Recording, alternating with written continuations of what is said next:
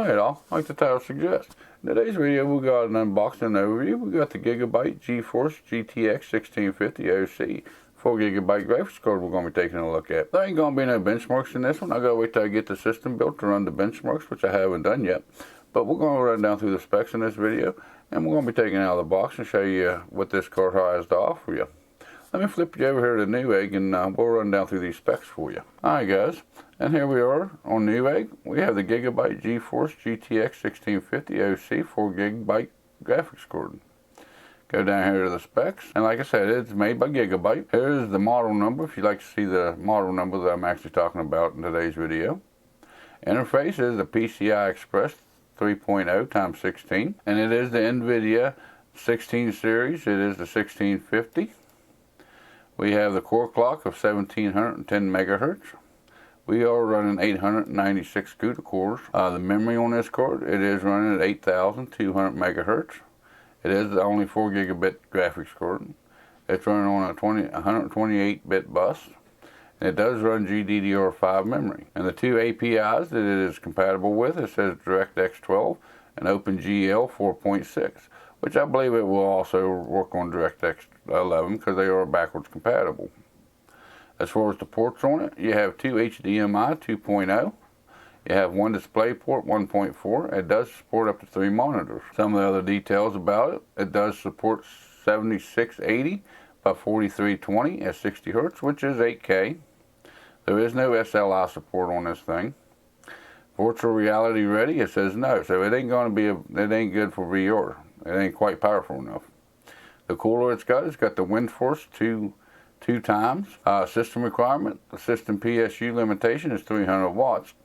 It says the GPU TDP is 53 watts. It says the total graphic power TGP watts is 75. There's some of the features that we done ran down by. Besides the 8, we haven't talked about it, but the cooler does have two 80mm fans on it for the cool graphics card. As far as the form factor and dimensions of it, it is an ATX card. It is 191mm, and the card dimensions in length and height is 7.52 inches long by 4.41 inches tall, and it is a dual slot card. By them dimensions right there, you can tell that it is a pretty small card. It's only less than 8 inches long. It's less than 5 inches high. That is a pretty small card, and they'll fit most of your small form factor builds if that's what you're aiming for. It says package contains and the accessories is a quick guide and a driver's CD. This card was first available on April the 2 of 2019. Alright guys, by running down through them specs, like I said, this card ain't ready for VR, so if you're looking to get into virtual reality games, you're going to have to step your graphics card up a little bit. This one ain't going to handle that. Looking at the dimensions of this card, it is pretty short and it ain't very high. Flip you over here and we'll take this thing out of the box and we'll take a look at it. And then I'll be back with my conclusions to the video. Alright guys, now since we went through the specs up, we're going to do the unboxing of the GIGABYTE GeForce GTX 1650 graphics card here for you. Start out, we're going to pop up in this little flap right here. Just like so. Lay it back down here for you. You're going to open up the top of it. And you have the graphics card itself there in the anti-static bag. Right there. We're going to lay that to the side for right now. And then pull up the flap. Alright guys, let's see what we got here in the box. At the bottom, we do have the quick guide. Shows you how to install it and whatnot. And here is your DVD with your drivers, which I recommend going online to get your drivers for the graphics card. That's what's in the box. Rather than them two, it is empty. Alright guys, and here's the graphics card. We're going to open up the anti-static bag here and pull it out. There you go. There it is in all its beauty. And like I said before, it is a pretty small card. There ain't no fancy lights to it or nothing. It is black and gray. It is a plastic shroud with a little bit of gray accents on it.